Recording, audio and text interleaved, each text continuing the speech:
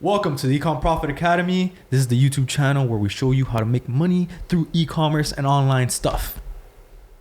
All right, so in this video, what we're gonna be talking about is a Q&A. We're doing a Q&A with yours truly here, Laz Chavez, host, one of the hosts. The other host is, you know him already, Richard motherfucking Telf. I'm Laz Chavez, your host of the Ecom Profit Podcast and this channel. So what we're gonna do is we're gonna do a little Q&A with IG. Right now, I encourage you that if you're not following me or Richard on IG, you follow both of us. I think the link is down below in the description. You can do that so we can just interact whenever we do these IG lives randomly and sporadically, so that you guys can ask questions in there. But beyond that, you can feel free to ask questions right here in this very video. You can just comment down below, and if it's a good question, we'll probably make a video about it. So feel free to comment, like, subscribe, whatever you got to do. We're gonna get this live started. So Johnny's behind the camera, the man behind the camera. Yeah, I'm also gonna be talking on this one, so I'm gonna be asking all the questions that the good people on Instagram Live have for us. Yeah, man behind the camera. So we have some people joining already. So What's up? Tell them what it's all about right now. What's up, guys? So we're doing a little video for YouTube. We're doing a little Q&A video for YouTube, and the way that we're getting the questions for this Q&A video for YouTube is through Instagram and Instagram Live more specifically. So you guys are looking at a little behind the scenes action right here. But this is good because you have the liberty and the freedom to ask any question that you might have right now, and I'm gonna answer it. So looking forward to sharing these little moments with you guys. I'm looking down because I'm looking at the phone, but the camera's up here, so I'm just gonna be doing this thing a lot. Shifty. What's up, Reggie? But yeah, what's up, Reggie? Reggie was interviewed on the Student Stories Ecom Profit Academy section of the YouTube channel. Guys, feel free to ask any questions, and we're gonna answer them truthfully and honestly. Okay, so we just got a question. How did you do in high school? By Alex Westberg. Alex. So in high school, I would say that I was a very good student. I was very applied, I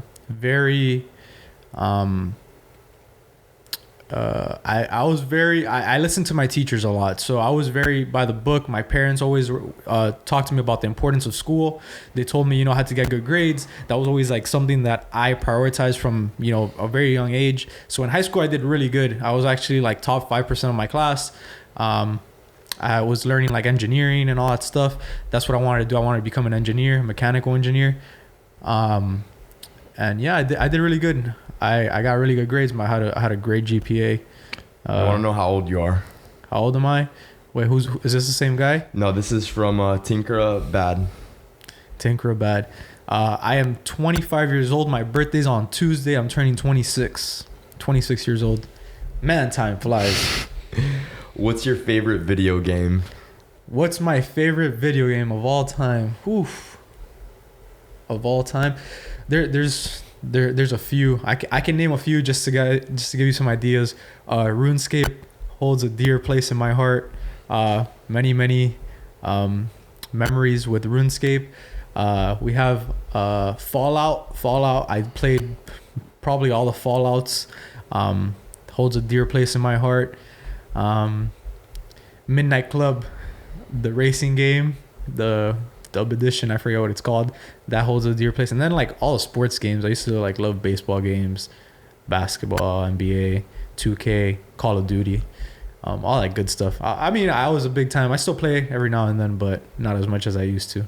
So someone here wants to know, how many months of work will it take to buy a Rolls Royce? How many months of work will it take? Depends for who, right? Yeah, it depends for who. So it depends if you are...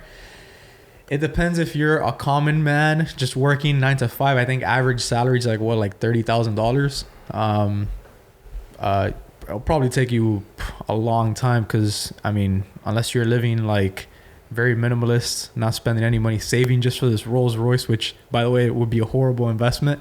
It'd probably take you, I'd say, like 10 years living like a monk. But if you if you're doing big things, you're starting your own business. Can you open this again? We got disconnected there. There we go. Johnny had a little slip up. Oopsie. Johnny had a little oopsies. So we're back on there. Yeah, we're talking about the Rolls Royce, how long it's going to take you to buy a Rolls Royce. Probably like 10 years if you're doing like average salary and just saving, living like a monk. If you have your own business, if you find a lucrative way to make money online, then a lot less time than that, maybe like 1 to 2 years, if that's what you want to buy. I know most people in this industry, they don't spend money on a Rolls Royce, but they could afford a Rolls Royce if they wanted to. So somebody wants to know, how long did it take you to get to where you are now, and who was your inspiration? How long did it take me? That's a great question. How long did it take me to get to where I was? So I actually started my online journey like 4 or 5 years ago. While I was in college, I was studying to become a mechanical engineer, and I was exposed to online sales and Shopify and selling products online, and the rest was history. Just started making money with that. So my biggest inspiration was actually my full intentions were to become a mechanical engineer, and where that changed was I actually read a book by Tim Ferriss called The 4-Hour Workweek. And this was like one of my summers. Like I had summer off from school, and I was just reading books and stuff, like trying to get an idea of like life and getting myself prepared. And I read that 4-Hour Workweek book, and it totally changed my perspective on, what it is to make money, what it is to work, what it is, to, exchange your time for an income. So I think a lot of my inspiration came from that book. But other than that, it's just, my family, my loved ones, like just being able to help them, retire them, give them a better future, be a role model to my younger brother. Those are all like little things that I really prioritize in life. And I think it should be, it really inspires me to do better in life. They want to know, is a laptop necessary for online business? I wouldn't say it's necessary. I mean, if you want to be mobile and be able to work from anywhere, I think a laptop is probably your best bet, other than a cell phone or a smartphone. I think what they mean is like a computer versus a mobile phone for business, not necessarily. Yeah, I mean, I like working on a computer. Most of the stuff nowadays that you can do on a computer, you can do on an iPhone. But I mean, almost anything. I really prefer working on a computer just because it's just more comfortable. I would choose a computer over a phone if I had to work on stuff. But is it 100% necessary to have a computer or a laptop? No, it's not. Smartphones basically do everything that you would need to do. Somebody wants to know, why are you wearing 2 different smartwatches? Oh, that's a great question. So I get this asked. I started wearing these I started wearing this thing because of Joe Rogan. So this is this whoop strap. What does that do? It's like one of his sponsors, I think. They did this Sober October challenge where they basically, this is something that monitors your heart rate. It monitors your calories burned. It monitors a resting heart rate, your heart rate variability, a bunch of shit. I think this does the same. It also does the same thing. And it sends it to your phone, right? Yeah, and it's through an app that it connects to your phone. So it basically tells you how much exercise you're doing, what's your optimal range of exertion, strain, how much calories you should burn, depending on how much sleep you got. I think this probably does the same thing as this, but you know what? The marketing, I got sold on the marketing, so I bought it. This isn't a watch. It's like a strap. And it just measures health strap. Yeah, but it doesn't tell time, so I use this to tell time. Animal88 wants to know, hope I'm pronouncing that right, what made you keep going through the failures, and how do you know when you have a winning store? Yeah, that's a great question. Animal88.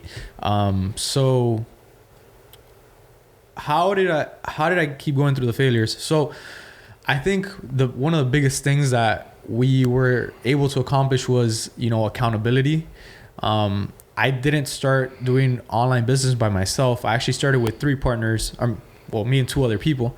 One of them quit on us, which, you know, happens in business all the time. So it was me and Richard that we both, we're going at this from the very beginning. And I think the accountability portion was super important, because whenever we felt down, like, we would pick each other back up. So there was times where I felt down. I was like, you know, maybe this doesn't work. We've spent all this money, thousands of dollars. We haven't gotten any sales. We're not seeing results. Maybe we should just, you know, stop. Let's stop wasting our time and energy on this. And then Richard would pick me up and say, Laz, you know, we're seeing these results online. We know people that are getting these results. Like, I don't think they're lying to us. I think it's actually legit. It actually works. We're not finding the right way to do it. And vice versa. Sometimes he would feel that way, and I would kind of, you know, I would tell him the same thing, you know, like, there has to be a way to make this work. And little by little, you know, we started interacting with the right circles of people. We got into a bunch of Facebook groups and just started, like, interacting with people, kind of picking people's brains, you know, telling them what we were doing and asking them to see if they thought we were failing at a specific point. We started getting feedback. And a lot of it was just through feedback analysis that we were able to develop and evolve. You know, we invested a lot of time, a lot of our money, a lot of ourselves, a lot of our energy just into, you know, learning the process and trying to get to that next level. So that's, you know, that's kind of how things, how we were able to get past those failures and those roadblocks. Every obstacle that we came across was another opportunity to get to that next level. And I think the second question that you asked was, how did we know that the store was a success or a winner? A winner. Yeah, how do you have it? I mean, it's just, you know, once you start making money with it, you kind of find the feel for it and you understand what it takes to get to that level and how to sustain that. Now, again, like, even when you find the winner, there's going to be other obstacles that you're going to have to deal with. And everything is just, there's steps on a ladder that you're climbing, and you're always trying to reach the next level. So I wouldn't say that we're, like, all the way at the top yet. There's always things to improve on. There's always things to get better. And I think that's the mentality that you have to have when you're going at this. I think I heard this at one of the conferences that I went to. If you have a finish line, you're finished. So don't have a finish line. Always be working on improving and getting better and just getting to that next level. Here's a really good one. I made my own store. Everything's done. I just don't know how to start actually selling or how to get people to visit my site. Do you have any advice? Yeah, that's a great question. So unfortunately, just by creating a store and, like, setting it up, you're not going to be able to, you know, have people come to it and buy stuff. They don't know who you are. So the next most important thing is, once you already have your store set up, is driving traffic, being able to, you know, send people from, whether it be ads, whether it be, you know, organic content, whether it be from, you know, what I'm trying to say is, like, paid partnerships or shout outs or stuff like that. Depending on however you do it, you have to find a way to send traffic to your store, and there's many ways to do that. Paid advertising is one of the biggest ways that you can kind of control, because you can just bump budgets. Once you start getting sales, you can just bump the budgets. So the best places to do that are Google ads. Google shopping ads are a great place to start. This is, like, one of the main things that we teach and we talk about. It's Google ads, Google shopping ads in specific. It's very low level barrier of entry. It's really easy to begin. It's really beginner friendly. Another place would be Facebook ads. Another place would be Twitter. We haven't really dabbled with much, but people do have success on Twitter, selling products on Twitter. Pinterest is another huge one that people use. YouTube is another big one. Those are the main platforms that you can kind of pay to be shown around. Other places would be, you know, reaching out to influencers and doing paid promotions with people who are your audience. So if you're advertising women's fitness clothes, maybe hit up a fitness influencer that's a woman and have her promote your stuff. Send her free stuff and tell her, you know, how much would it cost, or how would it work so that you can give me a promotion. I know a lot of people that do that, and they have hugely successful micro brands. So that would be a good place to start. So, Firing away on all these Mayuna Ahmed questions. wants to know what's a good daily budget for Google Ads. A good daily budget for Google Ads. So I think it all depends. It all depends on where you are and how flexible you are with your ads. Some people start off with as little as $10 a day. Some people start off at 50. Some people start off at 100. Now the only difference between all these people is their one level of risk, how much they're willing to risk, how much money.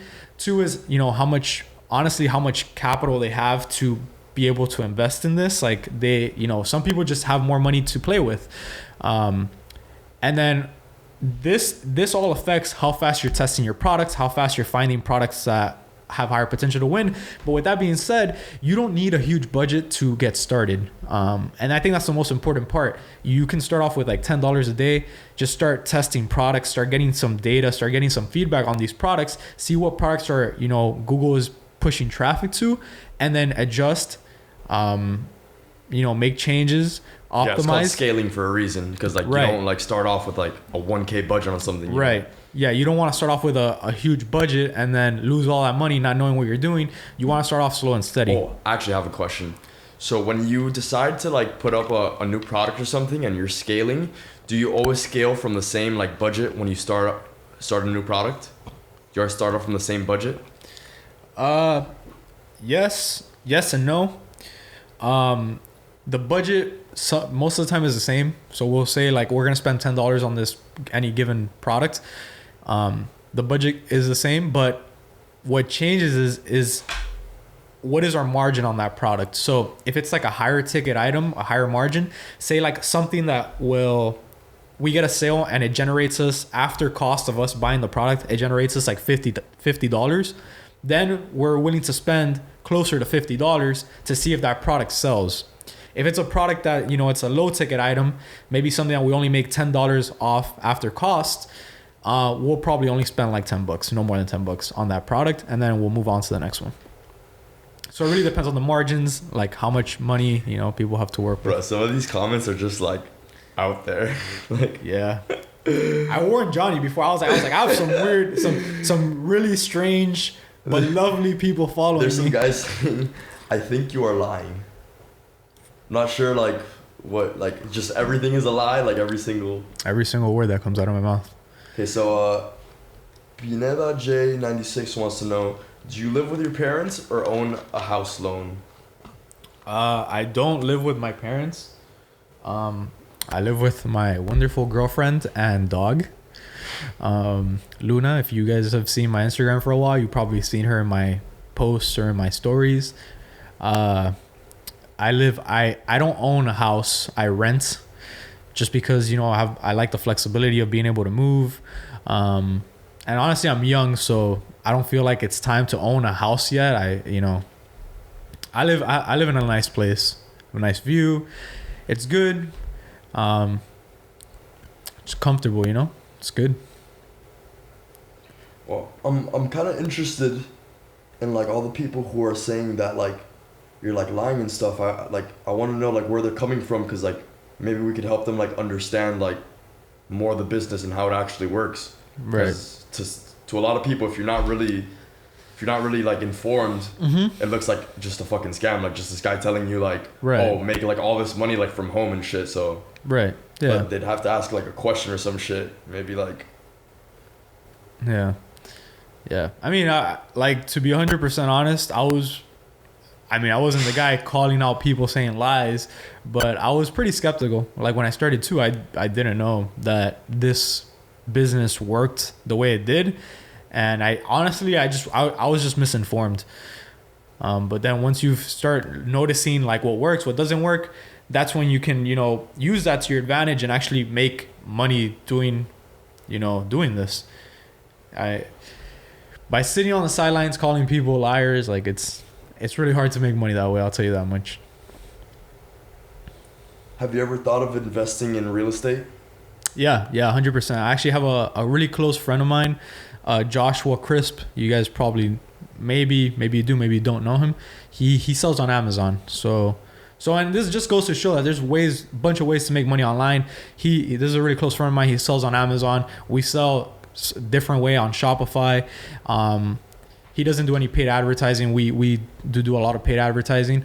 There's a lot of ways of making money online, and he's actually one of our close friends that does real estate. He does really well with real estate. So we've actually gone on like ride-alongs with him where he will we'll go on mastermind trips, so to speak, and then like we'll analyze housing and look at real estate. That's like my next big goal, like to start developing building a portfolio.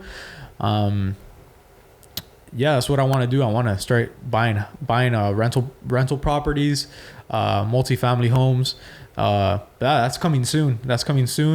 And if you guys stick along, you guys will see the whole thing happen. So Southeast Stepper wants to know, ask him, do you think investing in jewelry is a good investment? Investing in jewelry. Well, here's the thing with me and jewelry. As you can see, I do not own a single piece of jewelry. So I wouldn't be able to tell you if it's a good investment or not. 100%. I have no idea. I know I have friends that, they like jewelry and they wear they're all ice style watch, like chains, bracelets, Cartier, whatever. I don't. I have no idea. I don't know the slightest bit about jewelry, so I don't know if it's a good investment. To be 100% honest with you, I would say that if you're thinking about investing in jewelry, I would say to do your research, figure out if that is a good investment or not before you buy anything. Do your research and just check it out.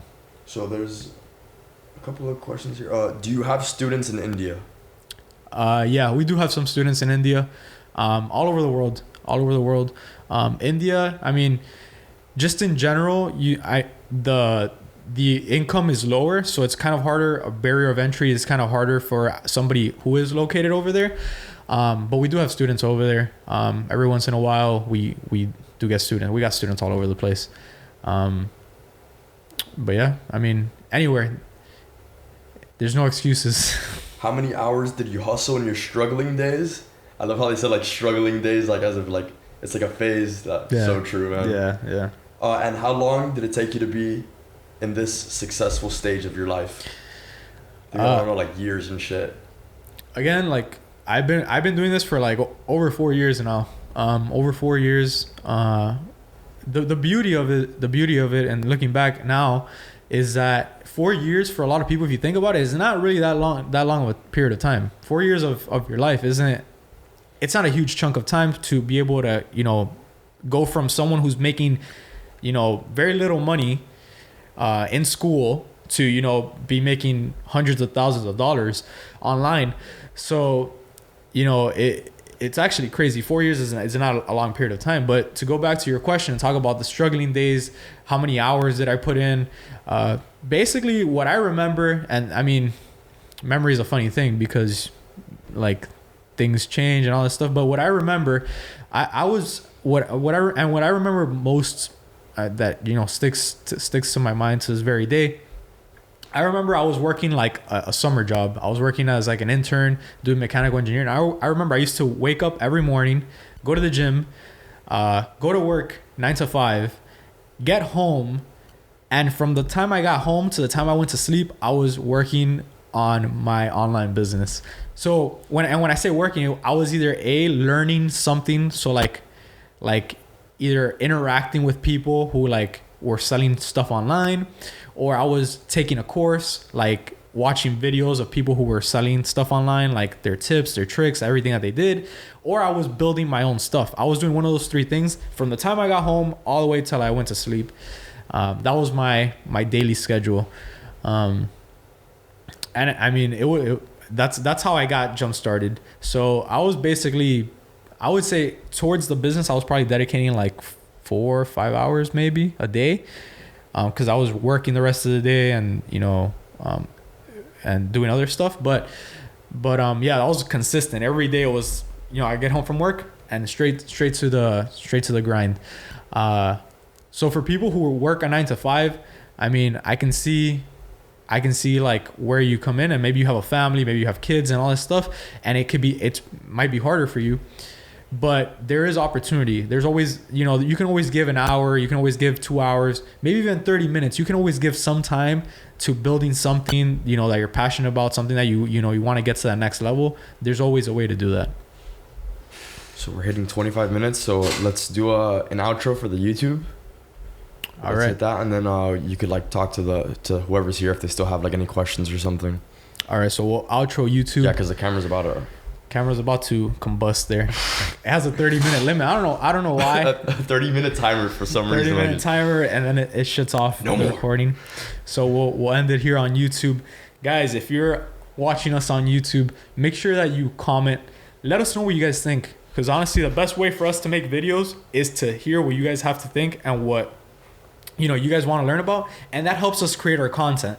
So leave a comment, like the video, give it a thumbs up if you learned anything, if you got inspired by anything at all, if you want to take the next step, like the video, subscribe, and join us. Follow us on Instagram. We did a Q&A on IG right now. We're still live on IG. And this is just a way for you to interact on a more personal level with us. You know, we try to do it as much as possible. They're really spontaneous, kind of like out of nowhere. I was just like, oh, we're going live in 20 minutes. So this was great. But yeah, if you guys are still here with us, make sure you check out the Ecom Profit podcast. We love doing those episodes. It's a lot of fun. It's really laid back, chill, you know, something you could just listen to. It's not like do this, and this. It's just kind of like just listen to on the background, maybe while you're at work or whatever. Check out the Ecom Profit podcast. Tell a friend about the channel. Whatever you got to do that now. That's about it for YouTube. Peace. I switched this shit to my face, and somebody just said that guy just ruined my day. Oh God, this is terrible. Man, am I that ugly? Terrible. Yeah, we're still going.